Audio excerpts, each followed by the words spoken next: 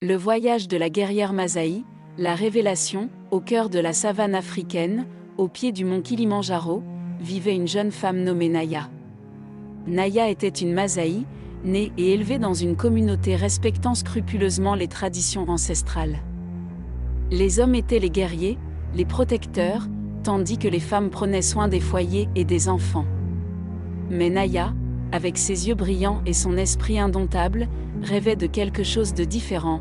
Dès son plus jeune âge, Naya montrait des aptitudes exceptionnelles pour le maniement des armes et une détermination sans faille. Elle observait les guerriers de son village avec admiration, mais aussi avec une volonté de prouver qu'elle pouvait être l'une d'entre eux. Lorsqu'un jour, une terrible menace, un lion mangeur d'hommes, commença à semer la terreur dans les environs, Naya vit là une opportunité de montrer sa valeur, la défiance.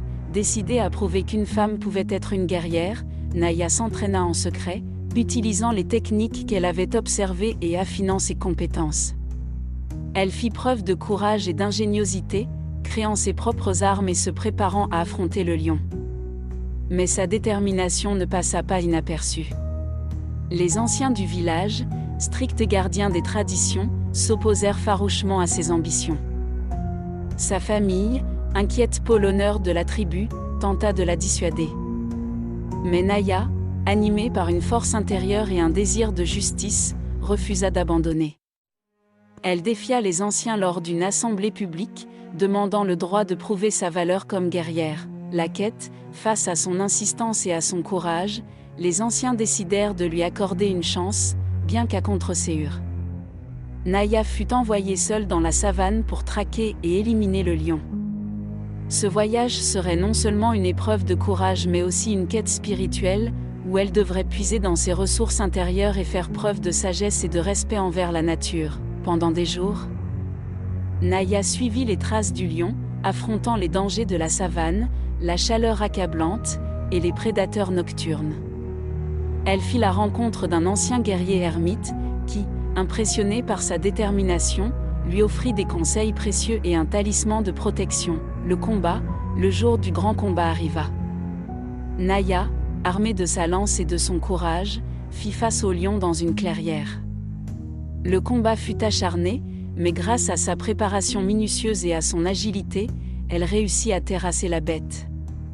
En accomplissant cet exploit, elle ne prouva pas seulement sa valeur, mais elle sauva aussi son village d'une menace terrible. Le retour triomphal, de retour au village. Portant la peau du lion en signe de victoire, Naya fut accueillie en héroïne. Les anciens, devant la preuve éclatante de sa bravoure et de ses capacités, durent réévaluer leur position. Naya devint la première femme guerrière de son village, brisant les chaînes des traditions restrictives et ouvrant la voie pour les futures générations de jeunes femmes. Masaï. Elle fonda une école pour les jeunes filles, leur enseignant l'art du combat, mais aussi l'importance de la sagesse et du respect des traditions tout en les adaptant à la modernité.